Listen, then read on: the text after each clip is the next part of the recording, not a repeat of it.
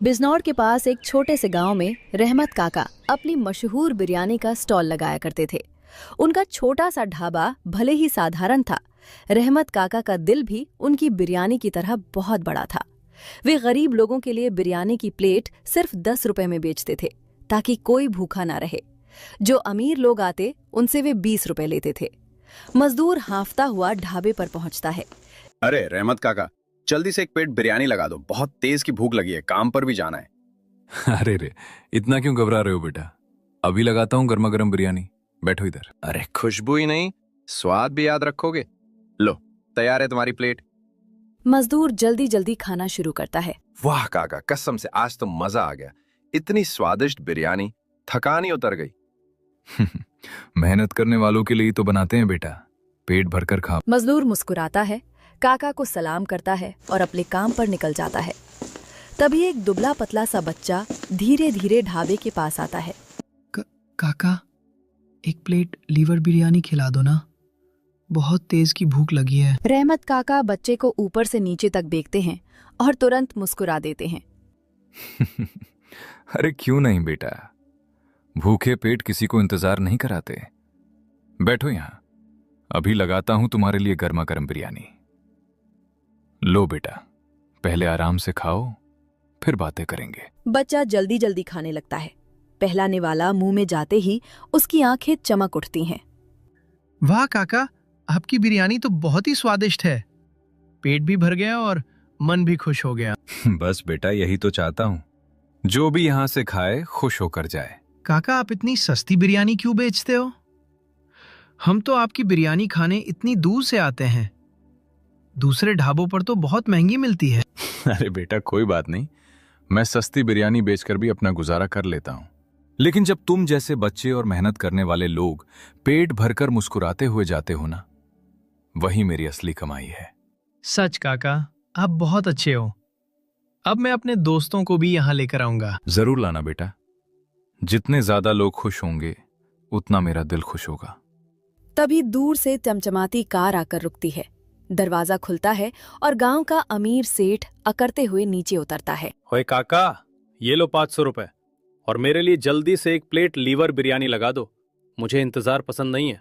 ढाबे पर खड़े मजदूर और गरीब लोग एक दूसरे का मुंह देखने लगते हैं, लेकिन रहमत काका बिल्कुल शांत रहते हैं। काका धीरे से पैसे उठाते हैं और वापस सेठ की तरफ बढ़ा देते हैं। सेठ जी, बिरयानी सिर्फ 20 रुपए की है, न मैं ज्यादा लेता हूं और न कम लेता हूं। ठीक है, ड्रामा मत करो, जल्दी से मेरे लिए प्लेट लगा दो। फिर वो इधर उधर खड़े लोगों को घूरता है और चेहरा बिगाड़ लेता है। और ये गरीब लोग यहाँ क्यों खड़े हैं? कैसी बदबू आ रही है। पहले इनको हटाओ, फिर मुझे बिरयानी देना। ये सुनकर ढाबे पर सन्नाटा छा जाता है। रहमत काका की आंखों में हल्की सख्ती आ जाती है। सेठ जी, अगर आपको बिरयानी खानी है तो इन गरीबों के साथ लाइन में ही खड़ा होना पड़ेगा। यहां सब बराबर है। लगता है तुम मुझे जानते नहीं हो। मैं कौन हूं पता है? मैं इस गांव का सबसे अमीर इंसान हूं और तुम मुझे इन गरीबों में खड़ा करके बिरयानी खिलाओगे? सेठ जी, यहां सिर्फ 2 तरह के लोग आते हैं, एक भूखे और दूसरे उन्हें खाना खिलाने वाले। अमीर गरीब का हिसाब यहां नहीं चलता। आपको बिरयानी खानी है तो लाइन में लगिए, नहीं तो यहां से चले जाइए। ठीक है, मैं जा रहा हूं, लेकिन याद रखना, कल से तेरा नदी किनारे ये ठेला ही नहीं रहेगा। इतना कहकर सेठ गुस्से में अपनी कार में बैठता है और धूल उड़ाते हुए वहां से चला जाता है। लेकिन एक रात कुछ ऐसा हुआ जिसने सबको हिला कर रख दिया। कालिया की आंखों में गुस्सा था। उसने ठेले को घूरते हुए कहा, बहुत नाम हो गया तेरी बिरयानी का रहमत, अब ये धंधा ज्यादा दिन नहीं चलेगा। कालिया यही नहीं रुका, उसने ठेले को लात मार मार कर तोड़ दिया और अंधेरे में गायब हो गया। अंधेरे में रहमत काका धीरे धीरे टूटे ढाबे के पास आते हैं। टूटी हुई देगच्ची उठाते हैं, बिखरी लकड़ियों को देखते हैं, लेकिन उनके चेहरे पर गुस्सा नहीं, बस गहरी उदासी और सब्र है। प्रणाम सेठ जी, जैसा आपने कहा था वैसा ही काम हुआ है। साफ साफ बताओ कालिया, कोई कमी तो नहीं छोड़ी? कसम सेठ जी, एक दिन का भी सलामत नहीं छोड़ा। छप्पर तोड़ दिया, टेबल फोड़ दी, बर्तन चकनाचूर कर दिए। सुबह जब वो बूढ़ा आएगा ना, तो पहचान भी नहीं पाएगा अपना ढाबा। अब समझेगा वो। मेरे सामने बराबरी करने चला था। इस गांव में वही चलता है जो सेठ कहता है। जो सिर झुका कर रहे वो सलामत, और जो अकर दिखाए उसका यही अंजाम। बिल्कुल सही कहा आपने सेठ जी। आपका नाम ही काफी है लोगों को लाइन पर लाने के लिए। ये लो कालिया, आज तुमने मुझे बहुत खुश किया है। धन्यवाद सेठ जी। आप बस इशारा करिए, कालिया हर मुश्किल आसान कर देगा। और सुनो, अगर वो रहमत फिर से ढाबा लगाने की कोशिश करे तो मुझे खबर सबसे पहले मिलनी चाहिए।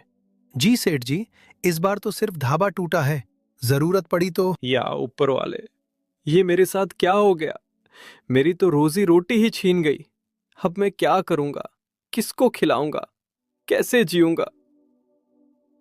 पीछे से कुछ कदमों की आवाज आती है। गांव के मजदूर, वही बच्चा और कई छोटे छोटे बच्चे वहां पहुंचते हैं। अरे काका, ये क्या हो गया आपके ठेले को?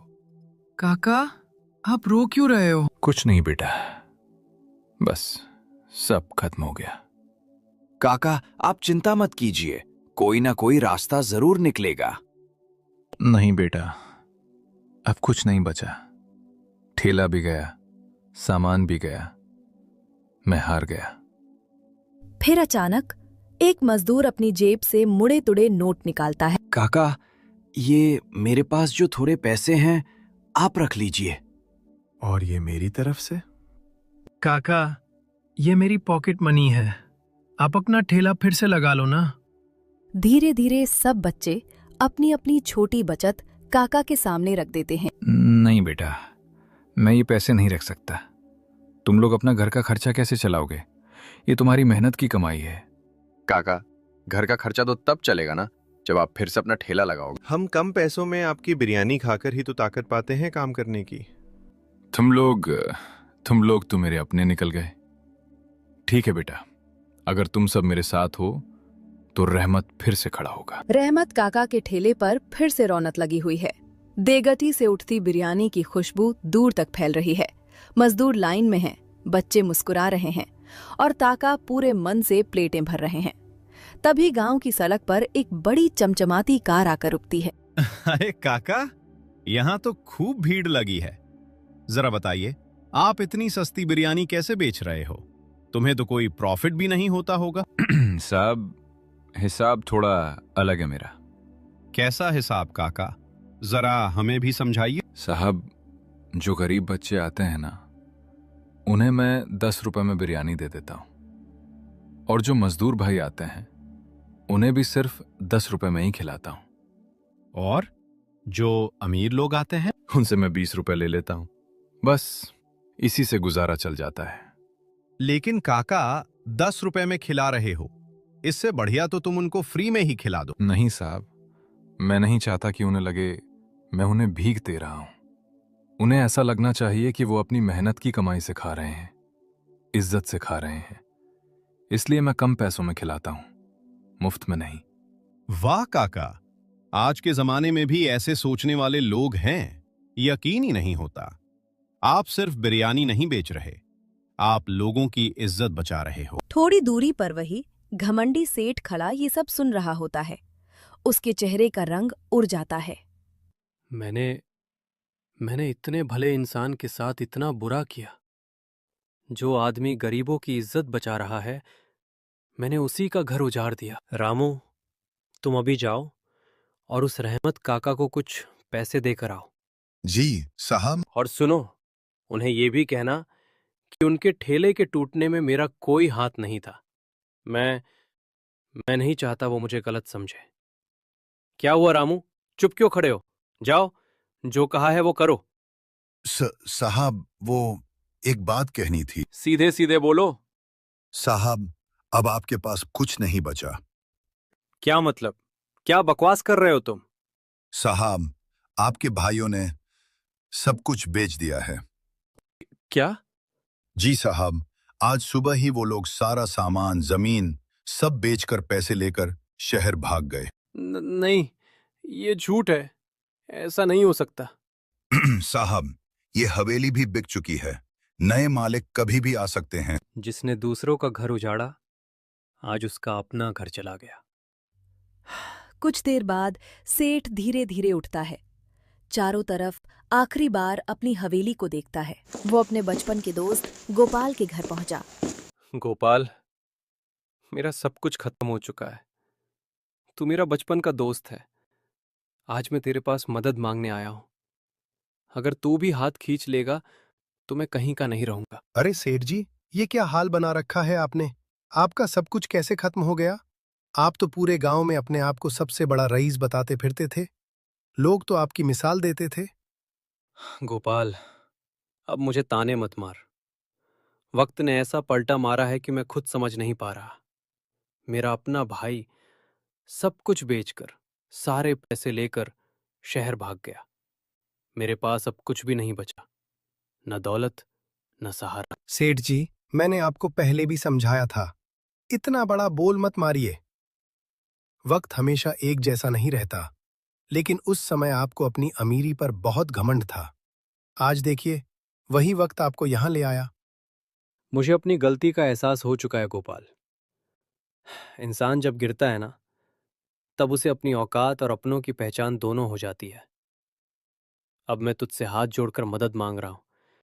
क्या तू मेरी थोड़ी मदद कर सकता है? सेठ जी, सच कहूं तो इस वक्त मेरा अपना काम भी बहुत मंदा चल रहा है। जितना आप समझ रहे हैं, उतना आसान मेरे लिए भी नहीं है। दिल तो चाहता है आपकी मदद करूं, लेकिन मेरी मजबूरी है। इस समय मेरे पास देने को कुछ भी नहीं है। ठीक है गोपाल, मैं समझ गया। जब किस्मत ही रूठ जाए तो अपने भी साथ छोड़ देते हैं। फिर भी तूने मेरी बात तो सुनी, इसके लिए शुक्रिया। थका हारा और बिल्कुल टूट चुका सेठ लड़खड़ाते कदमों से चल रहा था। रहमत काका ग्राहकों को बिरयानी परोस रहे थे। जैसे ही उनकी नजर सेठ पर पड़ी, उन्होंने तुरंत प्यार से आवाज दी। अरे सेठ जी, आप बड़े परेशान लग रहे हो। सब कुछ ठीक है ना? ये सुनते ही सेठ का दिल जोर से धड़क उठा, आंखें भर आईं। वो कुछ पल चुप खड़ा रहा, फिर भारी आवाज में बोला, काका, आप मुझे ऐसे पूछ रहे हो? जिस आदमी ने आपका ठेला तुड़वाया, आज उसी की फिक्र कर रहे हो? सच कहूं तो मुझसे बहुत बड़ा पाप हो गया। काका, मैंने ही आपका ठेला तुड़वाया था। मुझे अपनी दौलत का घमंड था, लेकिन देखो, आज मेरा सब कुछ खत्म हो गया। किसी ने मेरी मदद नहीं की। जिनको अपना समझता था, सब मुंह मोड़ गए। सेठ जी, इंसान से गलती हो जाती है, लेकिन जिसे अपनी गलती का एहसास हो जाए ना, वो आधा सुधर जाता है। आपको अपनी गलती समझ आ गई, मेरे लिए यही सबसे बड़ी बात है। उसी वक्त रहमत काका ने एक प्लेट गर्मा गर्म बिरयानी सामने रख दी। लो सेठ जी, पहले कुछ खा लो। खाली पेट दुख और भारी लगता है। सेठ कांपते हाथों से बिरयानी खाने लगा। हर कौर के साथ उसका चेहरा थोड़ा थोड़ा बदलने लगा। पेट भरा तो दिल भी हल्का होने लगा। काका, मुझसे बहुत बड़ी गलती हो गई थी। मैं जिनको गरीब समझ रहा था, असल में वही दिल के सबसे अमीर निकले। और मैं तो आज सच में गरीब हो गया, जिसके पास अब कुछ भी नहीं बचा। नहीं सेठ जी, आप अभी भी गरीब नहीं हुए। जिसके दिल में पछतावा जिंदा हो और जो अपनी गलती मान ले, वो कभी खाली नहीं होता। आपके पास अभी भी बहुत कुछ है। आपका अनुभव, आपकी मेहनत और सबसे बड़ी चीज, आपका बदला हुआ दिल। लेकिन काका, अब मैं क्या करूं? कहाँ जाऊं? अगर आपको मंजूर हो तो आप मेरे साथ इस बिरयानी स्टॉल पर काम कर सकते हो। मेहनत करेंगे, फिर से खड़े होंगे, और जब तक संभल नहीं जाते, रहने के लिए मेरा घर भी आपका है। काका, आपने तो आज मुझे सिर्फ खाना नहीं खिलाया, बल्कि मुझे जीने का सहारा दे दिया। मैं वादा करता हूं, अब कभी किसी गरीब का मजाक नहीं उड़ाऊंगा। कभी भी किसी गरीब का मजाक नहीं बनाना चाहिए। वक्त कब किसे अमीर से गरीब और गरीब से अमीर बना दे, कोई नहीं जानता। असली अमीरी दिल की